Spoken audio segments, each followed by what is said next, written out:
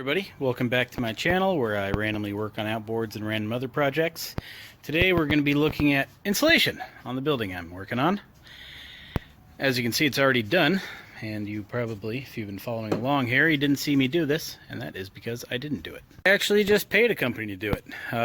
Reason being, if I were to buy this stuff at Home Depot, including the insulation for the attic, that would be blow-in, it would have been $3,900. The major insulation company out here charged $4,600. So $700 to do this for me in a matter of a day and crawl up into the attic when the drywall is done and do all the blow-in. Minimal savings in my book, so I just went ahead and let them do it. Now keep in mind too, I was paying full retail, they're paying wholesale on the insulation, so they're obviously making a little more profit. But it's still, you don't really save that much. Now that is assuming I calculated out what I needed, right, which probably wouldn't have been the case. And I didn't have any problems, and that doesn't include tax. So again, $700 is probably more like $400. So like I said, not crawling into the attic for that price, pretty good. So I'll give you the rundown of what they basically do first. First thing they do is they fix what they call all of the penetrations, which is anything that runs through the top of the studs, like that little pipe you see. I was looking for an example so you could see it. So see the hole where that wire runs through, and they fill it with foam. That foam they fill it with is this stuff. Now they buy it by a massive industrial dispenser. They don't buy it by a can, but it's basically code colored, proper stuff you're supposed to use for this. Now they only do it around the top. They don't do it anywhere else, like there. They also do any pipes that come out of the wall, such as that one. You can see it kind of around there. So that's good. And then if you notice this white caulking along the bottom, they call that poly seal. I guess that's to keep out, tiny bugs in our microscopic ants that we have out here and that kind of stuff. Silverfish, whatever other creatures that can squeeze under that sill plate. So they go run that along all the walls. And that's pretty much how they start. And then they roll in these insulated bats. Now, these insulated bats come in 8-foot ceilings or 8-foot ceilings. This is a 9, so we have these little 1-foot sections cut out and installed. That's why you can see that. And the tape, since there's no drywall and this is open double-sided wall, they just tape it on, which I don't have a problem with, really. So, am I glad I paid them to do it? Well, I didn't have to do it. I had other things to do, so that's good. Did they do a good job? Well, I'm no insulation expert, so I can't really tell you, but I can look at things and nitpick. So let's go ahead and go through that. One of the reasons why I wasn't against paying them to do it is this bottom seal they do. I didn't want to have to crawl around on my hands and knees and rub in that caulking. Let them do it, and I didn't know what kind of caulking they used. Caulking is the cheapest caulking you can find. Literally just a box of the cheap dollar store caulking that says caulking on it. That's what that stuff is. Nothing special. My days of, in my early days of employment, one of my first jobs was a crown molding installer. My job was to do the caulking. When I did the caulking on the crown molding, we put the bead across and then ran our finger down it. So I figured that's what they do here. No, they just put the gun down there and go to town squeezing. So if you notice here, well, it's not hitting the wood, but it's on the concrete. And then over in the corner, well, apparently you don't need to do that because they didn't, we got some dust and wood chips in there. But I mean, that's not really, what's the point of doing this? There's an obvious seam going down it. It's really just there to make you think that they did something or that this is going to do something. Go back over into the shower area or in this pipe. So you can see the foam down here. And you can see how this is a different color from this. Well, that's because this they put right there in the front and nothing in the back. And the problem is light was coming through back there because, massive pipe is running through the wall. So the insulation, they put it there but nothing back here. So it wasn't doing anything. It was just dumb to have it there. Now, granted, I mean, guess they don't care, but I don't know. Figured, I don't know. Alright, so this electrical box here powers an outlet behind the air conditioner, so any service tech can plug in their vacuum pumps or lights or whatever they plug in there. For whatever reason, it's cool to have an outlet out there. They filled that in with foam. Makes sense to me. But over here on the south wall, which isn't a bedroom, and mind you, the south wall is going to see sun if the sun's out. So they didn't do this one. I did that one. So I don't know if they missed it or what. You can really feel the heat behind there, though. It's a pretty warm little wall. So I don't know. I wouldn't say they did a bad job, like I said. I think they just did a lazy job. This may be me nitpicking, but you know, you could have kind of split this and run it over the wires, but so they didn't do all of the top wires. Like they forgot to do this one and one over by the kitchen. Just a bunch of annoying little things. So I think if I had to do it again, I would probably do all these walls myself, and the caulking along the bottom and the fire foam. It's really pretty simple and pretty easy. You just put insulation in. You notice this drywall T-square here.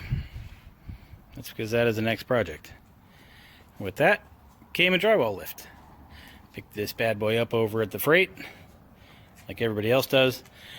Use it for this project, and then I'll throw it outside where it'll rust away, and that's pretty much how they all go. So I'm gonna get this thing together.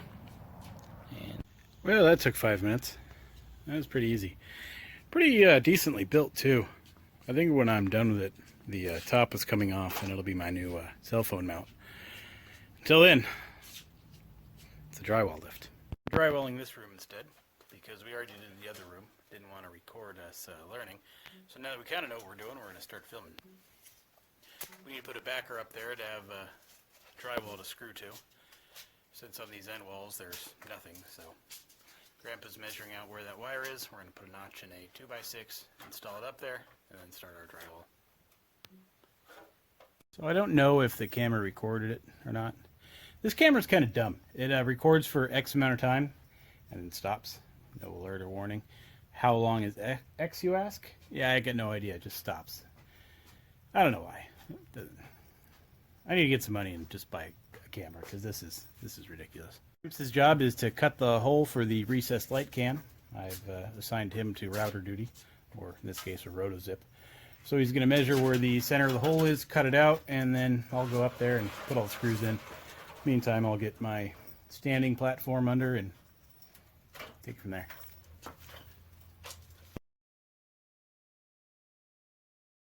Made a board with some screws in it. Push that into the wall. Leaves little holes, and it tells me where to put the screws. So the spacing is correct and uniform throughout. And now it's just a simple matter of putting in a bunch of screws.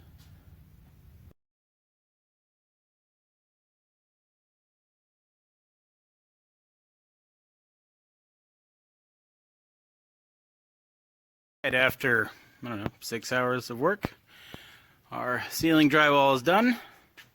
Now we're going to do the sides. I'm going to start with this wall. I'll show you why. The 2x6 is sunk in a little bit, so you only have, you know, an inch there or so, maybe a hair less. But this side you have a full 2x6. So if we put this side up, when this side comes in, we'll have plenty to nail to still. So that's why we're doing it that way. Piece of cake.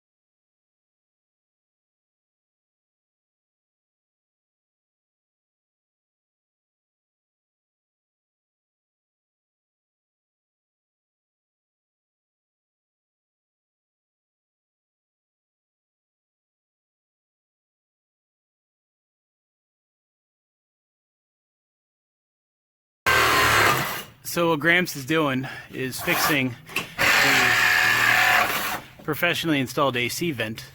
They threw in half of what's left of a 2x4, and the problem why that won't work is this will have a hinged kind of flange on it for the filter, and with the blown up 2x4 there's nowhere for it to screw to. It's just lazy work.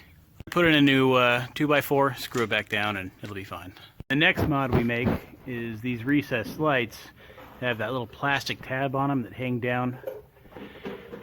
That kind of creates a little hump in the drywall, which admittedly you'll probably never see once the little ring is on there, but for now it's kind of making it kind of difficult to install the drywall around the lights. So we just cut the tabs off.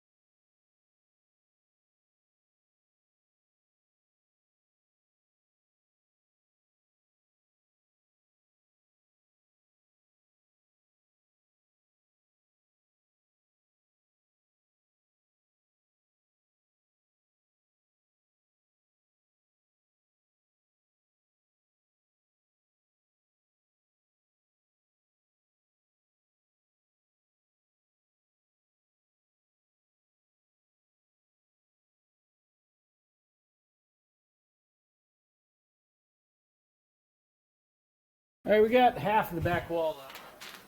So I'm going to go around. I got some caulking. I'm going to go around and seal the bottom sill plate there. Since our pros didn't really do this side because they're lazy. I mean, they're not supposed to do this side. They only did the poly seal, as they called it, on the livable quarters, but you know, whatever, lazy. So I'm just going to run some down there. Perfect.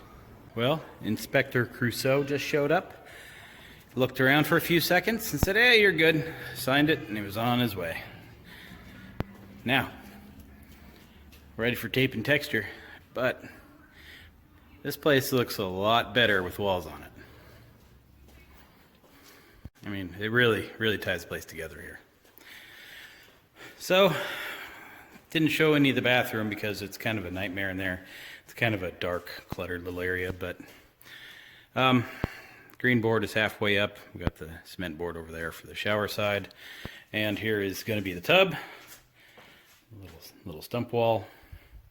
So we'll have to do some more finishing touches in there after the tape and texture is done. But for the most part, it actually looks like something now. Hopefully the next video will come a little quicker, so fingers crossed. Otherwise, see y'all later.